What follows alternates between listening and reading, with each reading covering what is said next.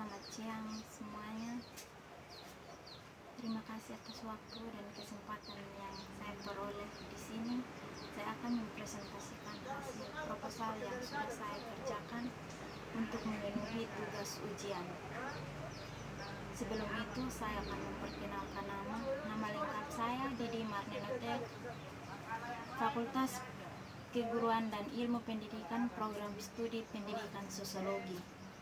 Di sini saya akan membahas 3 hal. Yang pertama yaitu pendahuluan, bab 2 kajian pustaka, bab 3 metodologi penelitian.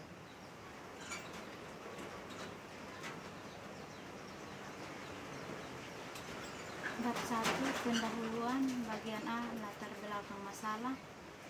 Pada zaman modern sekarang ini, dunia tengah dilanda perkembangan dalam bidang ilmu pengetahuan dan teknologi.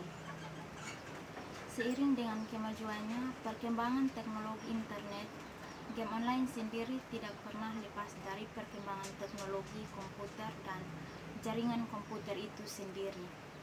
Karena game tersebut mempunyai spesifikasi yang harus dimiliki komputer maupun jaringannya. B. Identifikasi masalah. Berdasarkan latar belakang masalah di atas, maka dapat diidentifikasikan sebagai berikut. 1. Perkembangan ilmu dan teknologi. Seiring dengan perkembangan zaman yang semakin maju ternyata membawa perubahan dalam segala lapisan kehidupan. 2. Kehadiran game online ini memberikan suatu warna baru dalam kehidupan pergaulan siswa dan menimbulkan seperti efek kecanduan dan bagi siswa penggemar game. 3. Kecanduan game mempunyai kecenderungan merusak pemikiran siswa. Selain dampak kesehatan, juga menimbulkan efek pada kehidupan siswa pecandunya. C. Rumusan masalah. Berdasarkan latar belakang, identifikasi masalah, dan batasan masalah di atas, maka diperoleh rumusan masalah sebagai berikut. 1. Faktor apa yang mendorong siswa menjadi kecanduan bermain game online di sekolah. 2. Bagaimana dampak game online pada prestasi belajar siswa di sekolah. D. Tujuan penelitian. Tujuan yang ingin dicapai peneliti dalam melakukan penelitian ini yaitu 1. Memberikan gambaran umum mengenai berbagai prestasi siswa penggemar game online. 2. Mengetahui faktor-faktor pendorong siswa menjadi kecanduan bermain game online. E. Manfaat penelitian. Ada 2. Yang pertama itu manfaat teoritis, yang kedua manfaat praktis. Bagian yang kedua yaitu kajian pustaka. A. Game online di kalangan siswa. 1. Pengertian game online. Menurut pendapat Samuel tahun 2010, game online adalah permainan dengan jaringan, di mana interaksi antara satu orang dengan yang lainnya untuk mencapai tujuan, melaksanakan misi, dan meraih nilai tertinggi dalam dunia virtual. Alasan siswa bermain game online menurut pendapat Hani dan Budi tahun 2015, ada 3 alasan menggunakan internet, yaitu memberikan kesenangan dan tantangan, menghilangkan stres, dan mengisi waktu luang.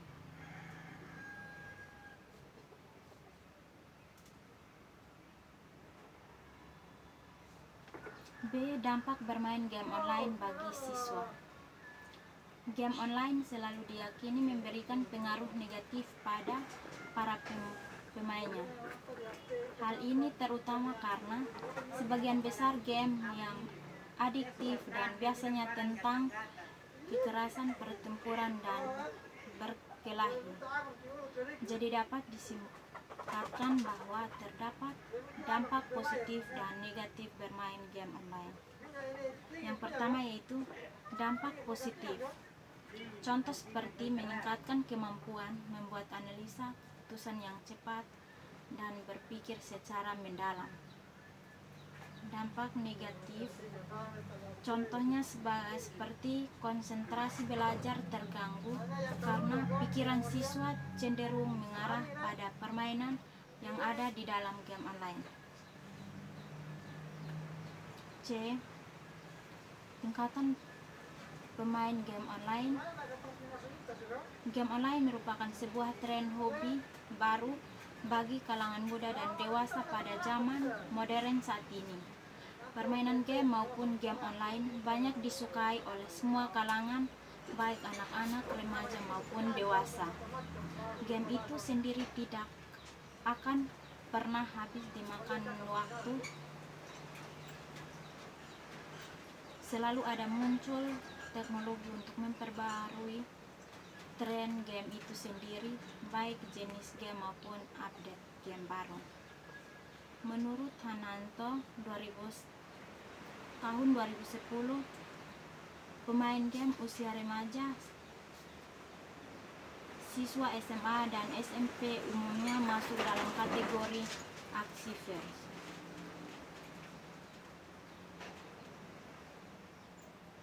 D. Faktor pendorong siswa bermain game online. Faktor pendorong siswa bermain game online yang dikutip dari beberapa sumber adalah sebagai berikut.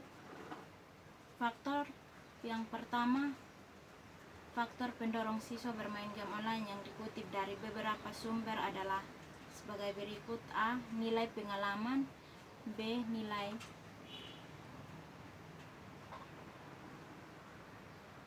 rasa keterlibatan. C. Empati dan acceptance. D. Nilai ekonomis. E. Mengejar kecepatan dan pemakaian berlebihan. E. Sejarah dan perkembangan game online. Perkembangan game online sendiri tidak lepas juga dari perkembangan teknologi komputer dan jaringan komputer itu sendiri.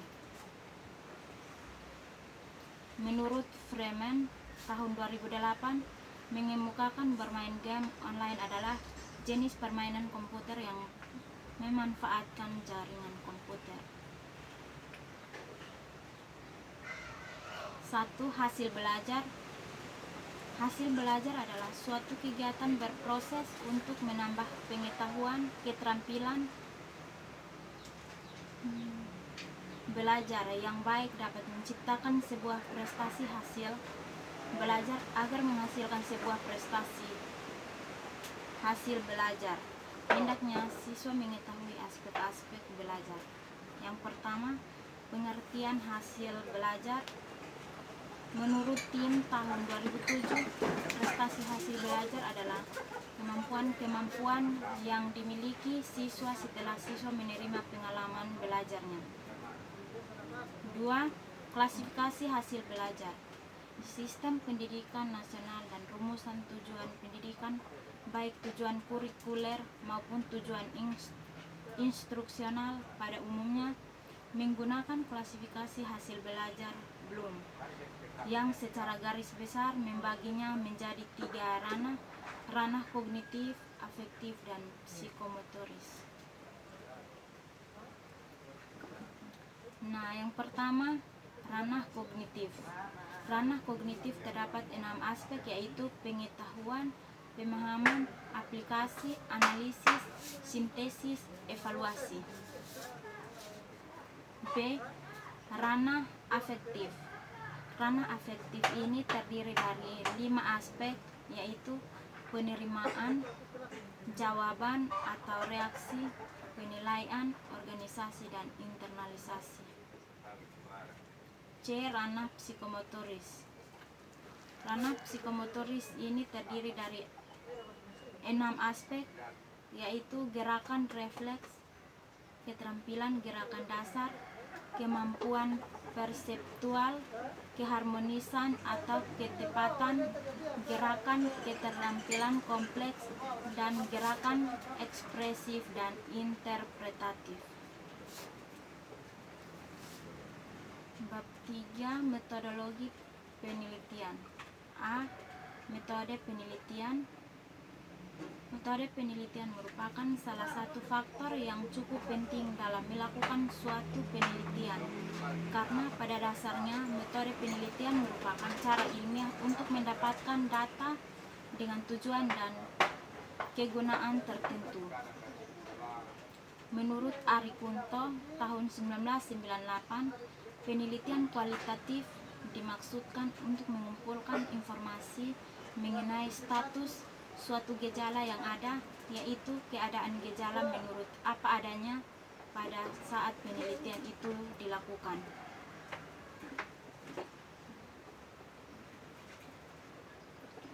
B. Langkah-langkah penelitian.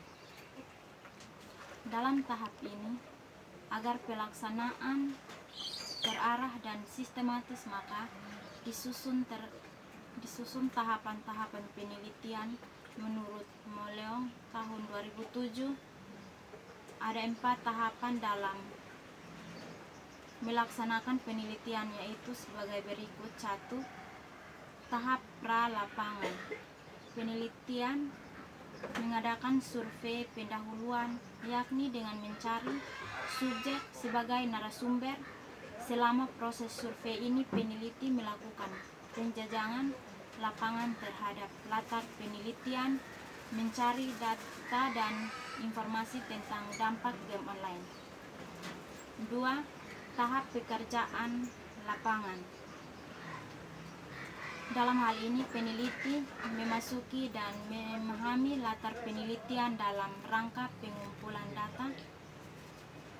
Yang ketiga, tahap yang ketiga dalam penelitian ini adalah analisis data.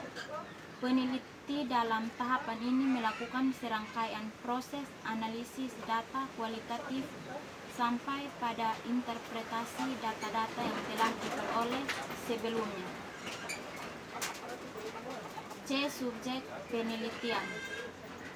Menurut Surharsimi Ari Kunto tahun 1998, subjek penelitian adalah benda, hal, atau organisasi, tempat, data, atau variabel penelitian yang dipermasalahkan melekat, karena seperti yang telah diketahui bahwa dilaksanakannya penelitian dikarenakan adanya masalah yang harus dipecahkan. Maksud dan tujuan penelitian adalah untuk memecahkan persoalan yang timbul tersebut. D. Teknik pengambilan sampel. Teknik sampling adalah teknik pengambilan data yang diambil secara kesatuan atau keseluruhan untuk mendapatkan gambaran mengenai hal tersebut. Menurut Adi tahun 2004, penelitian bertanya pada subjek peneliti mengenai calon subjek dan narasumber penelitian lain yang dianggap dapat memberikan informasi yang dibutuhkan oleh peneliti. Mengenai jumlah sampel sangat bergantung pada apa yang ingin diketahui peneliti, tujuan penelitian, konteks saat itu, apa yang dianggap bermanfaat dan dapat dilakukan dengan waktu dan sumber daya yang tersedia.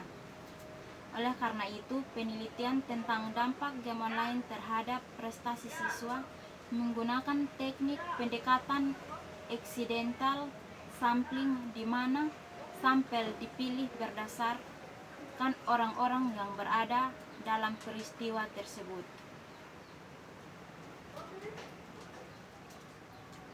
D. Metode pengumpulan data. Berdasarkan sumber pengambilan data, dalam penelitian ini, peneliti menggunakan data primer, yaitu data yang diperoleh langsung dari objek yang diteliti melalui proses dan teknik pengambilan data yang berupa observasi, wawancara, maupun menggunakan instrumen pengukuran lainnya yang khusus dirancang sesuai dengan tujuan peneliti. Yang pertama, observasi. Menurut Purwanto dalam Basrowi dan Suwandi tahun 2008 mengatakan istilah observasi adalah metode atau cara menganalisis dan pencatatan secara sistematis mengenai tingkah laku dengan cara melihat atau mengamati langsung individu atau kelompok yang dituju. Peneliti melakukan observasi secara partisipan. 2. Wawancara.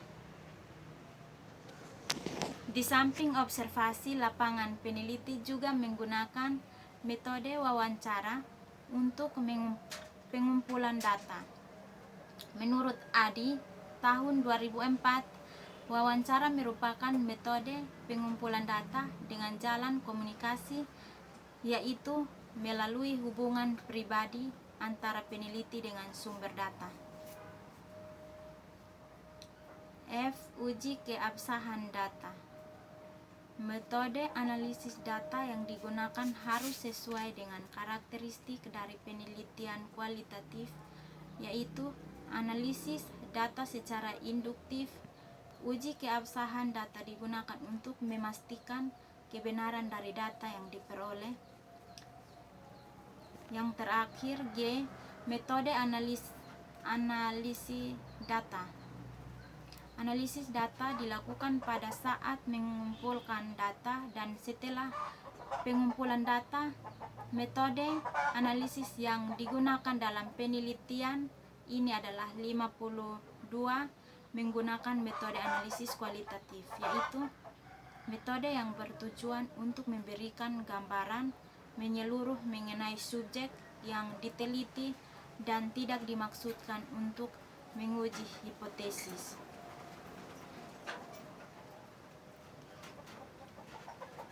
Demikian presentasi yang sudah saya ajukan. Mungkin ada kata-kata yang tidak mengenang, saya mohon maaf. Sekian dan terima kasih. Selamat siang.